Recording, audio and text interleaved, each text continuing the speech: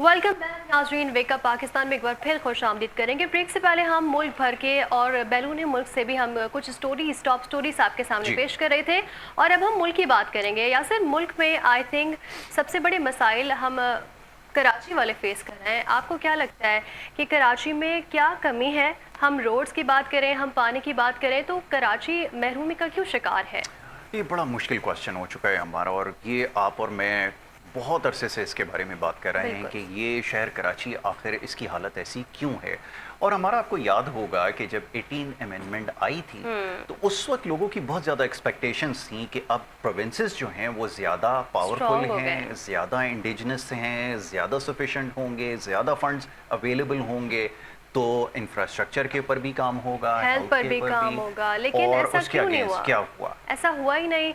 और अब क्या लगता है आगे 28वीं तरमीम के हवाले से अगर हम इस चीज़ को देखते हैं तो क्या चेंजेस हो सकती हैं? बिल्कुल ऐसा ही है। देखिए, हमारा बहुत ज़्यादा लोग इसको क्रिटिसाइज़ कर रहे हैं, बट यस कि अगर इसको सही तरह से टेकअप किया जाता तो बहुत कुछ किया जा सकता था, बट अनफॉर्चुनेटली मां सिवाय पंजाब के और किसी सूबे के अंदर कोई डेवलपमेंट हमें नजर नहीं आई। स्पेशली सिंध की बात करें तो कराची इकोनॉमिकल हब है, हम सबको पता है। एक रेवेन्यू, अरबों का रेवेन्यू जनरेट करके महाना कराची देता है। एग्जैक्टली, आपने बिल्कुल ठीक कहा। क्या लगता है कि आगे कराची के, जब कराची एक आपको रेवेन्यू जनरेट करके दे रहा है और उसको बेसिक की एग्जैक्टली नेसेसिटीज हैं, जो एमिनिटीज हैं, वो यहाँ पर अवेलेबल नहीं है। बिल्कुल। तो जैसे पानी के मसाइल हैं, सड़कों के मसाइल हैं, बिजली के मसाइल हैं, कितने मसाइल हैं। आपने बिल्कुल ठीक कहा कि ये बहुत बड़ा प्रॉब्लम है। तो कोशिश करते हैं कि इसके ऊपर हमारा बात करें। गेस्ट स्टूडियोज में आ चुके हैं, उनको वेलकम करेंगे और उनसे फिर ये डिस्कशन हमारी जारी रहेगी, और ख़ासतौर पे जो शहर कराची के हवाले से जो मसाइल हैं, जिसके ऊपर सबसे ज़्यादा पैगामात हम तक पहुँचते हैं, इसके ऊपर गुफ्तगू करेंगे। सबसे पहले मौजूद मेहमान हैं डॉक्टर शब्बीर अहमद, फाउंडर हैं PDQM, पाक डिफेंस कौमी मूवमेंट के। आज हमारे साथ मौजूद हैं, उनको वेलकम करेंगे। थैंक यू डॉक्टर साहब, thank you so very much for being with us on the show. और उनके हमरा यहाँ पर हैं इमरान सुपैरी साहब, जो कि एक एनालिस्ट भी हैं और अच्छा तज्जिया और तबसरा करते हैं, और ख़ासतौर पर आज शहर कराची के हवाले से गुफ्तगू करेंगे। आपको भी वेलकम करूंगा इमरान साहब, thank you so very much.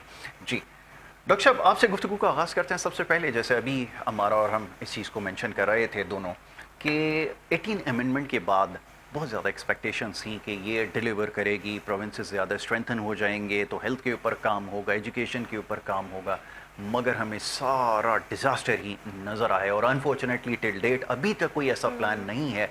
जो ऑनगोइंग प्रोजेक्ट्स हैं भी सब करप्शन की नज़र हो गए। और स्पेशली सर सिंध की बात करें तो सिंध में क्या प्रॉब्लम्स हैं, उसको थोड़ा हाईलाइट कीजिए प्लीज़।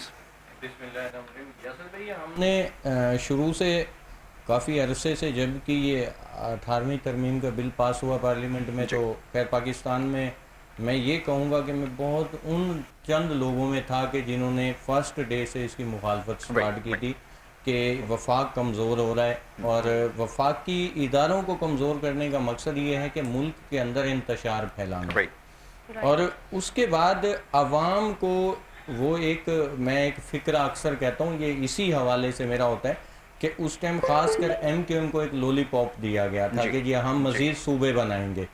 इसी तरह हज़ारा डिवीज़न को भी कहा गया था कि जी हम वहाँ भी आपको अलग सूबा देंगे, और जनूबी पंजाब में भी ये बात हुई थी कि हम जनूबी पंजाब को भी अलग एक सूबा देंगे, मुल्तान और भावलपुर और ये जो है। लेकिन ये पीपल्स पार्टी के दौर में 2010 में ये जब बिल पास हुआ, तो उसके बाद इसमें एक और आवाम के लिए भी एक लॉलीपॉप था कि जी हम आपको free health programme, free education और दीगर जितने भी मामलात हैं वो देखेंगे। लेकिन नतीजा ये निकला कि जैसे ही सूबाई हुकूमतों के पास इख्तियारात आए तो वफाक क्योंकि इस पोजीशन में नहीं था कि उनसे फिर कोई सवालो जवाब कर सके, तो इनकी वो मिसाल बन गई कि जैसे एक बाप के 4 बेटे हैं। अब बाप बेचारा बुजुर्ग हो जाता है और वो चारों जो है वो ये कहते हैं कि जो हमारे पास है बाबा जी वो तो हमारा ही है, अब आप जो है हमें और दो। अब जो उसके पास वरासत थी वो तो उसने तकसीम कर दी, लेकिन जब नहीं है तो वो उसको कहते हैं जब आप भीख मांग के भी ला के दे, यानी कि जाओ बाहर से फंड ले आओ और IMF के पास जाओ। मुल्क दिन ब दिन कर्जों में डूबता गया। ऐसा ही है। और जो सूबाई हुकूमत है उसने आवाम को डिलीवर करने की बजाय ना तो हेल्थ पे काम किया। ठीक है। आपके सामने अभी आप जितने हमारे गवर्नमेंट के हॉस्पिटल्स हैं उनको विजिट करके देख लें कि उनके हालात क्या हैं। आवाम साफ पानी के लिए परेशान है। खासकर हम कराची वाले, तो मैं शुरू से ही एक बात करता आ रहा हूँ, और इसमें सिर्फ पीपल्स पार्टी कसूरवार नहीं है, इसके अंदर जमात इस्लामी भी बराबर की गुनाहगार है, MQM भी बराबर की गुनाहगार है, और नून लीग भी काफ़ी हद तक, क्योंकि उस टाइम नून लीग जो है वफाक में इनके साथ थी पीपल्स पार्टी के 2010 के अंदर। Doctor what do you consider it's a sin? ये आपको गुनाह क्यों लग रहा है? ये तो एक कॉन्स्टिट्यूशनल अमेंडमेंट है जिसके ऊपर सारी पॉलिटिकल पार्टीज का कंसेंसस था। और आइडियली तो ये होना चाहिए था कि जब आप ये अमेंडमेंट कर रहे थे, हम भी एक्सपेक्ट कर रहे थे कि जब ये डिलीवर करेगा तो आपके पास इंडिजिनस पावर प्लांट भी होंगे, पोर्टेबल वाटर भी होगा, आप उसको एग्जीक्यूट भी कर सकेंगे, और मोर इम्पोर्टेंटली आपके पास फंड्स अवेलेबल होंगे। तो ऐसा क्यों नहीं हुआ जबकि सब कुछ? जब आवाम फंड दे रही है, आपको टैक्स दे रही है, टैक्स की मद में आप आवाम से एक अमाउंट कलेक्ट कर रहे हैं, फिर आप जितने आपके सोर्स ऑफ इनकम है मुल्की सतह पे, उनसे जो आपको जो अमाउंट कलेक्ट हो रही है, इसको आपने डिलीवर करना होता है अवाम में। जब बात हो रही है गुनाह की, तो अवाम में डिलीवर करना होता है, वो अमानत होती है। और जो अवामी नुमाइंदा होता है वो अगर बेसिक देखा जाए तो मुल्की सतह पे, रियासती सतह पे जब वो उसको अवाम नुमाइंदा अपना मुंतखब करती है तो उसकी एक सैलरी मुख्तस होती है जो उसने अपने एक्सपेंसेस उस सैलरी से चलाने होते हैं। तो क्या हमारे जितने नुमाइंदे हैं इन्होंने वो किया? इन्होंने क्या किया कि जो अवाम का पैसा था उसको इन्होंने बेदर्दी से लूटा, मुल्क से बाहर जाके इन्होंने बड़ी बड़ी जायदादें खरीदी। और उसका ये है कि गुनाह, मैं ये कहूंगा, बल्कि मैं कहूंगा गुनाह कबीरा है कि आप अवाम के हकूक पर डाका मार के बिल्कुल हुकूक पर डाका। डॉक्टर साहब, जैसे आपने कहा कि हुकूक पर अवाम के डाका डाला जा रहा है, फंड्स मिलते हैं लेकिन कराची के अवाम पर लगते नहीं है, ना हेल्थ की कोई बेहतर सहूलियात है, ना रोड्स की, स्पेशली रोड्स। आपने इंफ्रास्ट्रक्चर देखा कराची का कि हम नॉर्मली जो रोड रोज यूज करते हैं आज भी वो उसी तरह है, specially Yasir university road, university road के हवाले से ये फंड जितने भी आ रहे हैं तो ये अवाम पर लगाए क्यों नहीं जाते? आप तो रोड की बात कर रहे हैं, पूरा कराची जो है वो ऐसी कंडीशन में है कि ऐसे लगता है कि एक गांव भी इससे बेहतर होता है, जबकि ये इकोनॉमिकल हब है। हाँ बिल्कुल। अब हमें एक और अहम बात की तरफ आते हैं कि आप के इलेक्ट्रिक को उठा के देख लें। के इलेक्ट्रिक के अंदर दो हमारी कराची की अहम पॉलिटिकल पार्टीज के जो वहाँ के नुमाइंदे हैं वो तो उसमें शेयर होल्डर है। तो अवाम किस हाल में, अवाम को हर तरह से लूटने की कोशिश की गई है। ये मैं इसी बात को आपको कहूंगा कि 18वीं तरमीम के बिल के बाद तो इनको डाका डालने के लिए एक लाइसेंस मिल गया। बिल्कुल ठीक है। अच्छा डॉक्टर साहब, अभी 28 अमेंडमेंट के हवाले से बात करेंगे कि इसमें क्या होने के लिए जा रहा है और इसके ऊपर कितनी कन्फ्रंटेशन हो सकती है। अच्छा, मैं एक इंटरेस्टिंगली, आप लोगों के सबका वक्त है, थोड़ा सा मैं शेयर कर लेता हूँ। इमरान भाई जरा आप भी सुनिएगा कि मैं हमेशा ये कहता हूँ कि ये जो यहाँ की जो लोकल गवर्नमेंट है, इसने जो देही इलाके हैं और शहरी इलाके हैं इसमें फ़र्क ख़त्म कर दिया। यानी कि देही इलाकों के अंदर जो लोगों के अंदर महरूमियाँ थी ना, उसको ख़त्म कर दिया, और वो ऐसे कि उन्होंने शहरी इलाकों को देही इलाकों में तब्दील कर दिया। तो इसके लिए मामला बराबर हो गया है। इमरान अली ज़ुबैरी साहब की तरफ चलते हैं। ज़ुबैरी साहब, ये पोर्टेबल वाटर पूरी दुनिया में मेरे ख्याल में शायद ही कहीं एमएस डॉक्टर एजाज भट्ट के अहकामात पर मुतादिद सीनियर अफसरान और डॉक्टर्स के, इंग्लैंड जैसे मुल्क के अंदर भी मेरे ख्याल में ये तो मौजूद मैंने कभी नहीं सुना कि पानी आएगा कैसे और उसको कैसे समंदर में डाला जाएगा, वहाँ से डिसैलिनेशन प्लांट के जरिए वापस कैसे आएगा, वहाँ रहते हुए कभी ये फील नहीं हुआ। तो हमारे यहाँ तो आज टिल डेट यही मसला है कि पीने का साफ पानी अवेलेबल नहीं है। कैसे मेक श्योर किया जाए, कुछ बताइए। जब भी आपके प्रोग्राम में आया तो मैं अपनी अफवाज को पहले सलाम पेश करता हूँ, और अफवाज पाकिस्तान और जितने भी इदारे उनके शोधाओं को सबसे पहले मेरा सलाम, और इन इदारों की अल्लाह ताला कुर्बानी को कबूल फरमाए, आमीन। जहाँ तक कराची की बात है, मैं डॉक्टर साहब को भी सुन रहा था, देखिए यहाँ से सबसे अहम तरीन चीज़ जो मैंने देखी है USA में भी, कनाडा में भी, वो है अकाउंटेबिलिटी। यस। अनफॉर्चुनेटली पाकिस्तान में जिसको भी मौका मिलता है वो करप्शन करता है। अच्छा, करप्शन जो है ना, हमारा जो कॉन्सेप्ट है वो पैसे। जी जी। अक्सर मैं करप्शन, मेरी डिफिनेशन ये है कि करप्शन मैं उसको कहता हूँ जो भी शख्स चाहे वो पैसे से करे या अपने इख्तियारात को मिसयूज बिल्कुल ठीक है, मिसयूज करे, करप्शन है। जो रक्षा चला रहा है वो भी करप्शन कर रहा है। बिल्कुल ठीक है, बिल्कुल ट्रैफिक कवानीन को ब्रेक करके सब्जी फरोश सब्जी बेच रहा है, वो भी करप्शन कर रहा है, में मुलाविस है, बहुत ज्यादा प्रॉफिट उठा के। कराची में कल ही मेरा इत्तेफाक हुआ कि मैं डीसी ऑफिस के पास गया था, सेंट्रल, वहाँ मुझे काम था, वहाँ टैंकर जा रहे हैं। कितने अरसे के बाद गए वहाँ पे? मैं गया हूँ तकरीबन 5-6 साल। अच्छा, 5-6 साल के बाद, ठीक है। अच्छा, कल मैं जाई देखा तो मैं, आप बिलीव कीजिए, मैं यही सोचा था कि ये जुल्म है। एक डीसी सेंटर के ऑफिस के बराबर में लाइन लगी हुई है जी टैंकर की। मैं ये गारंटी के साथ कह रहा हूँ, जितने टैंकर ड्राइवर हैं, अगर उनके पास हैवी ड्राइविंग के रूल्स ऑफ रेगुलेशन मालूम हो तो आप मुझे पकड़ लें। बिल्कुल ऐसा ही, किसी को नहीं पता, किसी को नहीं पता। आप देखिए, टैंकर जा रहे हैं, करप्शन चल रही है। आपने पानी की बात की है, पाकिस्तान में सिवाय अब पंजाब के, नो डाउट मेरे नवाज शरीफ, हाँ, मैं मेंशन करता हूं ये बात, बिल्कुल। अच्छा, पंजाब में जो काम होता है ना, अच्छा, पंजाब की सबसे अच्छी क्वालिटी जो मुझे पसंद है, वहाँ जो भी चीफ मिनिस्टर आएगा ना, वो पंजाब को ओन करता है। गुलाम अहमद वाइन आए, परवेज दिलाई आए, मरीम नवाज आए, नवाज शरीफ साहब आए, शहबाज शरीफ, जो भी आएगा वो पंजाब को ओन करेगा और पंजाब के साथ सिंसियरिटी के साथ काम करेगा। यहाँ कोई ओन नहीं कर रहा। अच्छा, हमारे, अच्छा, थोड़ी सी मैं बात लेके आता हूँ प्लीज, अपने मुल्क के ऊपर भी। जरूर आई।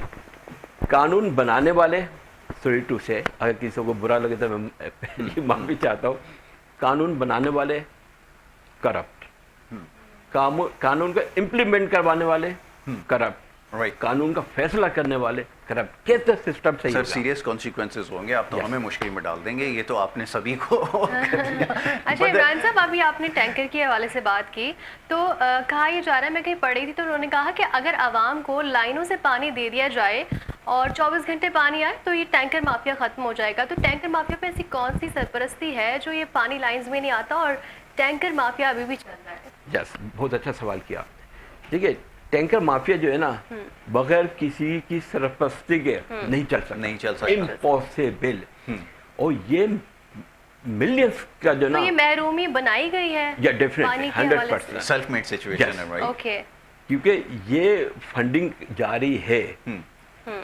जब अब देखिए ना, अब माफिया, टैंकर माफिया कह रहे हैं, पार्किंग जो है कराची में जी, टूल टैक्स जो लिया जाता है लैरी एक्सप्रेस पे, क्या सिस्टमेटिक है? नहीं, ठेका देते हैं। चाहे ये कर सकते हैं, नहीं करेंगे, अगर करेंगे तो इनकी फंडिंग घर की रुक जाएगी। एग्जैक्टली। अकाउंटेबिलिटी जब तक इस मुल्क में नहीं आएगी तब तक आप डिलीवर नहीं कर सकेंगे। दैट्स द सकता। Bottom line. बिल्कुल ठीक है। डॉक्टर साहब, आपकी तरफ आता हूँ। जैसे भी बात हो रही है, इमरान साहब ने कहा कि अकाउंटेबिलिटी जब तक प्रिवेल नहीं करेगी आप चीज़ों को नहीं ठीक कर सकते। चले, एक तो अकाउंटेबिलिटी हो गई, प्लस ये कि अब आईनी तरमीम होने जा रही है जिसके ऊपर बहुत ज़्यादा कॉन्ट्रडिक्शन मोस्ट लाइकली हमें नज़र आएगी। और जाहिर है कि वो जो इसके बेनिफिशरी हैं जिन्होंने इससे फ़ायदा उठाया है वो तो सबसे पहले इसके अगेंस्ट खड़े होंगे। गवर्नमेंट के लिए एक बहुत बड़ा चैलेंज है, कैसे टेकअप करेंगे ये बताइएगा। और फिर कंसेंसस दोबारा से डेवलप करना ये बड़ा मुश्किल काम होगा, क्या ये हो पाएगा, ज़रा फरमाइए। यासिर भाई, ये बहुत मुश्किल है, नज़र आ रहा है। उसकी बेसिक वजह ये है कि अभी मुस्लिम लीग नून वफाक में तो है, इसका उनको अदारक तब हुआ, इसका एक्सपीरियंस उनको तब हुआ है कि ये उनसे कितनी बड़ी गलती हुई थी इनको सपोर्ट करके 2010 में पीपल्स पार्टी को पार्लियामेंट में वोटिंग करवा के। और एमक्यूएम को भी एहसास हुआ है कि ये जो 18वीं तरमीम का बिल पास हुआ उसका, अब इनको जब नज़र आया कि वफाक कमज़ोर है, सूबे जो है ना, उन्होंने केपीके के अंदर देखा कि वहाँ का जो सीएम है वो वफाक को किसी खाते में नहीं रखता, वफाकी इदारों की इंसल्ट करता है, उनको भी किसी खाते में नहीं लाता। इस तरह से जब उनको ये सारी बातें नजर आई हैं तो तब एहसास हुआ है वफाक को कि ये कितनी बड़ी गलती हुई है। उसको ठीक करने के लिए 18वीं तरमीम का बिल पास करवाने की कोशिश हो रही है, इस पर अभी बातचीत हो रही है, पेपर वर्क इस पे नहीं हुआ अभी। लेकिन उससे पहले भी जो वो लोग जिनके बेनिफिट्स यहाँ थे आवाम को लूटने के लिए, उन्होंने आवाम में कंफ्यूजन पैदा कर दी है। ठीक है। अच्छा, आवाम अब फिर उनकी बातों में अगर आ जाते हैं तो मैं कहूँगा कि आवाम खुद जो है नहीं चाहते कि जुल्म से खुद रिस्पॉन्सिबल है इसके लिए, क्योंकि उसकी वजह ये है यासिर भाई कि आप गौर कीजिए कि आवाम को ना तो बुनियादी ज़रूरियात ज़िंदगी मुयस्सर है, राइट, ना हेल्थ के हिसाब से है, ना पानी के हिसाब से है, ना महंगाई के हिसाब से कोई उनको बेनिफिट है किसी लेकिन फिर चीज टैक्स लिया जा रहा है, टैक्स भरपूर लिया जा रहा है, लिया जा रहा है और टैक्स लेने वाले चाहे जो वो लोग हैं बिजली की मद में हो, चाहे वो पेट्रोल की मद में बाहर हो, जाके अपनी प्रॉपर्टीज बना रहे हैं। और कई मामलात ऐसे हैं कि जो मैं ऑन कैमरा नहीं कह सकता कि कुछ ऐसे हुक्मरान भी इस टाइम बैठे हैं कि जो कि मुल्क के लिए सिक्योरिटी रिस्क बन चुके हैं। जी, जो इदारे जो है अभी भी अगर इन पे कंट्रोल नहीं करते तो मसाइल बिल्कुल ठीक है। अच्छा, ये एक बात जहन में रखी जाए, क्योंकि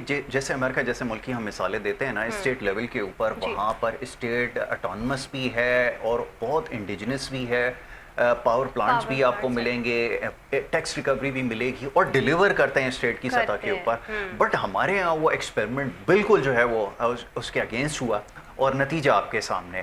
अब ये फेडरेशन का हाल हो चुका है कि अगर उसको अब सिर्फ वो डेट मैनेजमेंट के लिए रह गई, यानी विभाग जो है ना आपका, कि पैसे लेकर वो कर्ज जो ले रहे हैं सूबों तक पहुंचा रहे हैं, वो लाइबिलिटीज की शक्ल में वापस आ रहे हैं और उसको दोबारा से उतारने के लिए मजीद कर्ज लिए जा रहे हैं। तो ये बेहतरी तो नजर नहीं आ रही है। आगे जिस तरह बजट भी आने वाला है, यासिर बिल्कुल ठीक है। डॉक्टर साहब क्या कहेंगे, बजट भी आने वाला है, क्या है क्या हमारे पास डिलीवर करने के लिए? जब भी न्यू बजट पेश होता है तो उसमें ये तो आप तवक्का ही नहीं रखें कि उसमें कुछ जो मामलात है वो सेटलमेंट रिलीफ कोई नहीं है, रिलीफ के लिए उसमें तो महंगाई मजीद बढ़ेगी। अच्छा, अब इस चीज़ में तो मैं ये कहूँगा कि ये जो माफियाज हैं वो इस टाइम इतने स्ट्रॉन्ग माफियाज हैं कि आप देख लें कि ये जो सिग्नल पे भीख मांग रहे होते हैं ना, इनके पीछे एक माफिया है, बिल्कुल एक बहुत बड़ी माफिया। ये स्मगलर जो है इनके पीछे एक माफिया है। सिर्फ दहशतगर्दी मामलात नहीं है, ये चोरी चिकारी जो होती है, डकैतियां हो रही है, ये हमारे जो स्ट्रीट क्राइम्स हो रहे हैं, ये एक माफिया है इसके पीछे। और इनके सरप्रस्त जो है ना, जब तक उनके सर नहीं कुचले जाएंगे पाकिस्तान में अमन नहीं आ सकता, पाकिस्तान में मामला सेट नहीं हो सकते। बिल्कुल ठीक है। जुबैरी साहब, यही आपके सामने बात रखूंगा। एक आपने बड़ा इंपॉर्टेंट पॉइंट रेज किया अकाउंटेबिलिटी का। अकाउंटेबिलिटी प्रिवेल नहीं करती और नियर फ्यूचर में भी कोई ऐसी चीज़ हमें नज़र नहीं आती अनफॉर्चुनेटली। जैसे डॉक्टर साहब ने कहा कि जो लोग हैं पार्लियामान में बैठे हुए वही लेजिस्लेटर हैं। अभी तो आपने डायरेक्टली कहा कि लेजिस्लेशन ही इसके हवाले से गलत हुई भी है। सिस्टम को कैसे बेहतर बनाया जाए, और फिर आपके सामने बहुत सारे ऐसे मॉड्यूल्स हैं जो डिलीवर कर रहे हैं, बड़े सिस्टमैटिक हैं। वहाँ पर भी पॉलिटिकल गवर्नमेंट्स आती हैं जाती हैं, मगर स्टेट पॉलिसी इंटैक्ट रहती है। लेकिन हमारे यहाँ ये हर साल 3 साल के बाद जो है वो 4 साल के बाद चेंज हो जाती है। कैसे इसको इंटैक्ट रखा जाए, that is a question please. क्या सिर्फ आपने कभी नोटिस लिया जी कि मिसाल दे रहा हूँ मैं आपको, एक गैस के प्राइस बढ़ गए जी, मिनिस्ट्री ने नोटिफिकेशन जारी कर दिया, बिल्कुल ठीक है। 3 दिन बाद हमारे प्राइम मिनिस्टर कहते हैं नहीं मैंने फॉर एग्जाम्पल 4 रुपये कम कर दिए या 3। इसको मैं कहता हूँ मिसमैनेजमेंट। ये नहीं होना चाहिए। आप देखिए इनोसेंट पाकिस्तानी को तो आप कह सकते हैं मैंने कम कर दिया, देखिए इसका इम्पैक्ट बाहर के ममालिक में बड़ा गलत पड़ता है कि आपकी मिसमैनेजमेंट ऐसी कि प्राइम मिनिस्टर को पता नहीं है और गैस के प्राइस बढ़ गए जी, उसके 3 दिन बाद प्राइम मिनिस्टर कहते हैं मैंने 3 रुपये कम कर दिया। ये सिनेरियो गलत है। एग्जैक्टली। मेरा ये सवाल है कि पाकिस्तान अमेरिका से बड़ा है? नहीं बड़ा है। पाकिस्तान की पॉपुलेशन अमेरिका से ज़्यादा है? क्या पाकिस्तान की क्राइम्स अमेरिका से ज़्यादा है? लेकिन वहाँ पे अकाउंटेबिलिटी है। यस, ये बातें करना मैं अक्सर पॉलिटिशियन को सुनता हूँ कि जी वफाक के पास इख्तियारात नहीं है या प्रोवेंस के पास इख्तियारात हैं। मैं इसको कहता हूँ लॉलीपॉप। बिल्कुल ठीक है। अगर वफाक के पास इख्तियारात नहीं है तो फिर मुल्क कैसे रन कर रहा है? बिल्कुल। आपने जिस तरह से अकाउंटेबिलिटी की बात की कि यहाँ पर अकाउंटेबिलिटी नहीं है, तो क्या इस तरह से हो सकता है कि इन फ्यूचर हम अकाउंटेबिलिटी पर काम कर सकते हैं या कुछ मेक श्योर कर सकते हैं कि कुछ हो सकता है, कुछ बेहतरी आ सकती है? 100%। देखिए अकाउंटेबिलिटी आएगी आपकी एजुकेशन की थ्रू। लिटरेसी रेट आपका अच्छा होगा, अकाउंटेबिलिटी खुद आएगी। लोगों को शऊर ही नहीं है। शऊर नहीं तो लाशऊर रखते हैं लोगों को या इसमें भी कुछ है? गोल्स स्कूल होंगे। आप देखिए मैं आप मीडिया से हैं, मैं आप देखिए कनाडा में बैठ के अमेरिका में बैठ के पाकिस्तान के हालात भी देख रहा था। भाई ये स्कूल बना है फला जगह पे जो सिर्फ पेपर के ऊपर है, ये स्कूल बना है जिसमें जानवर बना। अभी आपने बोर्ड एग्जाम्स के हालात देखे कि पेपर लीक होना, तो इस तरह की सिचुएशन होगी तो फिर पढ़ेंगे कैसे, एजुकेशन कैसे बेहतर होगी? Yes, I agree with you. देखिए मैं आपको एक एग्जांपल देता हूँ अकाउंटेबिलिटी की। Barack Obama former president United State, जी जब ये ऑन ड्यूटी प्रेसिडेंट थे, यस ये गए ड्राइविंग लाइसेंस की रिन्यू करवाने के लिए। यस तो जब इनको कॉल की लेडी ने जो काउंटर पे थी, तो बारक ओबामा जाके कहते हैं कि जी मुझे अपना लाइसेंस रिन्यू करना है। तो वो खातून कहती हैं बारक ओबामा से कि आप अपना आईडी शो कीजिए। ओके। तो बारक ओबामा कहता है कि you don't know who I am president of United State. जी वो कहते sorry sir, show your ID. वाह। लॉ ये कहता है आईडी शो करो। एग्जैक्टली। तो बारक ओबामा का है on duty president of United state, लेकिन वो खड़ी हुई है, डटी हुई है कि आप अपनी आईडी शो करेंगे। तो बारक ओबामा को कहते हैं जब आपके पास आईडी हो तो फिर आप आइएगा। एग्जैक्टली। और ऐसी हमारे पास बहुत सारी मिसालें वेस्ट में हैं, और वहाँ पर ये चीज़ें बड़ी प्रैक्टिकल भी हैं, बड़ी अंडरस्टैंडेबल भी हैं, और लोगों को समझ में भी आती हैं। वो ब्रिटिश प्राइम मिनिस्टर एक दफ़ा ये कोविड के दिनों में अपने किसी रिलेटिव को देखने एक हॉस्पिटल में गए थे, और उस वक्त आपको याद है कि कोविड के दिनों में बड़ी स्ट्रिक्ट पॉलिसी थी कि कोई भी पेशेंट के अलावा अदर देन कोई भी उसका साथ जो होगा अटेंडेंट वो नहीं होगा। उसके ऊपर ब्रिटिश प्राइम मिनिस्टर को उन्होंने बाहर निकाल दिया था। तो वो और बड़े रिस्पेक्टेबली वो बाहर भी आए, और उन्होंने उसके अगेंस्ट कोई ऐसा नहीं है कि हॉस्पिटल के खिलाफ कोई एक्शन लिया। उन्होंने कहा ठीक है ये पॉलिसी है, मैंने वायलेट की थी तो मुझे अपोलोजाइज करना पड़ेगा। और तो यहाँ से ये वेस्ट में तो इतने प्रोटोकॉल्स भी नहीं देखने को मिलते हैं जिस तरह से यहाँ पर पाकिस्तान हो गया, इंडिया हो गया, इधर इस तरह के प्रोटोकॉल ज्यादा है। वेस्ट में तो हमने देखा है कि वो मॉल्स मार्केट्स में इस तरह से वहाँ के प्राइम मिनिस्टर और गवर्नर घूम रहे होते हैं, नजर आ रहे होते हैं। जी डॉक्टर साहब प्लीज आप अपनी बात इमरान साहब मुकम्मल कर लें प्लीज। आपने बात की है कि प्रोटोकॉल नहीं होते। सबसे बेहतरीन चीज है कि वहाँ की आवाम जानती है कि जो प्रोटोकॉल है ना वो हमारे पैसों से हमने टैक्स पे किया है। पाकिस्तान में बेबस है आवाम। अच्छा वो एग्जिस्ट नहीं करता उधर, ये तो हमारे यहाँ है, एग्जिस्ट नहीं करती ये सारी चीजें। यहाँ भी अच्छे खासे लोग टैक्स पे कर रहे हैं।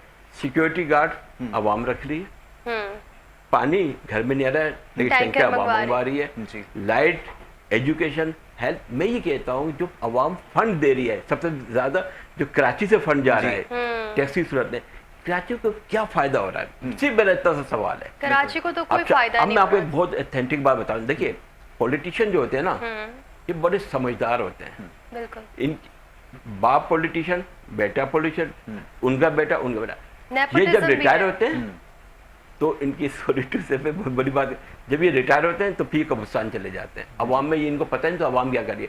ब्यूरोक्रेट्स जब रिटायर होगा तो वो बाहर चला जाएगा। एग्जैक्टली। देखिए ये दो चीजें आप उठा के देखिए पॉलिटिशियन बिल्कुल ठीक है। जितने रिटायर हुए कब्रिस्तान चले गए, ऑलराइट। हमारे ब्यूरोक्रेट्स रिटायर होते हैं वो बाहर भाग जाते हैं। अवाम यहाँ पिस रही है कराची में। देखिए बलूचिस्तान का हाल क्या हुआ, अफवाज पाकिस्तान ने बलूचिस्तान में बेइंतहा कुर्बानी दी है। पाकिस्तान की जंग से ज्यादा शोधा वहाँ शहीद हुए। क्या हुआ?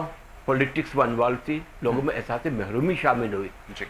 जब एहसास महरूमी आती है ना तो लोगों के जहन जो है ना स्टेट के खिलाफ जाने लगे। एग्जैक्टली। सरहद में क्या हुआ? बिल्कुल खैबर पख्तूनख्वा में पॉलिटिक्स से मारा, पॉलिटिशियनों ने उनके हुकूक को ज़ाया किया। हुआ भी क्या कि वो स्टेट के खिलाफ जाने लगे।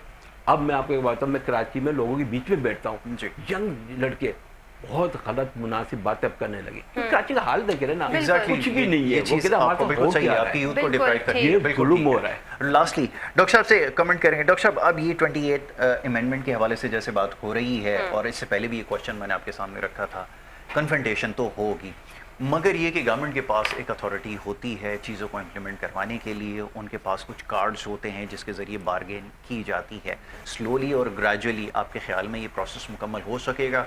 क्योंकि तो इनएविटेबल हो चुका है कि आपने करना ही है, और जब समहाउ करना है तो फिर केसेस को मटेरियलाइज करेंगे। फिर ये कि आपके पास अब टाइम इज़ रनिंग आउट, आपके पास जा रहा है बहुत थोड़े वक्त में, कैसे ये प्रैक्टिकल होगा? इंशाअल्लाह ये हो जाएगा। ठीक है। क्योंकि इसके लिए मैं आपको ये एक चीज़ बताता हूँ कि हमारे मुल्क के अंदर ना आपने देखा होगा चौधरी निज़ाम है, वडेरा निज़ाम है, सरदार निज़ाम है, सरदारी निज़ाम, मियाँ साहब, खान साहब, ये निज़ाम चल रहे हैं। तो ये जितने चौधरी वडेरे नवाब ये जितने हैं ना ये पार्लियामेंट में आए हुए हैं, और ये पार्लियामेंट में आए हुए हैं। तो इसमें एक आपको याद होगा एक साहब ने कहा था कि डिग्री होनी चाहिए, असली हो या नकली हो। तो बात ये है कि इनके बड़े भी करेंगे, बस होने जा रहे हैं, इंशाल्लाह हो जाएगा। बिल्कुल ठीक है। चलें डॉक्टर साहब, thank you so very much, बहुत शुक्रिया ठीक है आपका। नाज़रीन, जी। यहाँ पर वक्त हुआ है एक ब्रेक का। आप दोनों के वक्त का बहुत शुक्रिया। इमरान ज़ैदी और हमारे साथ डॉक्टर शब्बीर मौजूद थे। बहुत ही अहम गुफ्तगू की, बहुत ही कराची के अहम मसाइल पर हमने गुफ्तगू की। यहाँ नाज़रीन लेंगे एक छोटा सा ब्रेक, कहीं मत जाइए, देखते रहिए वेक अप पाकिस्तान।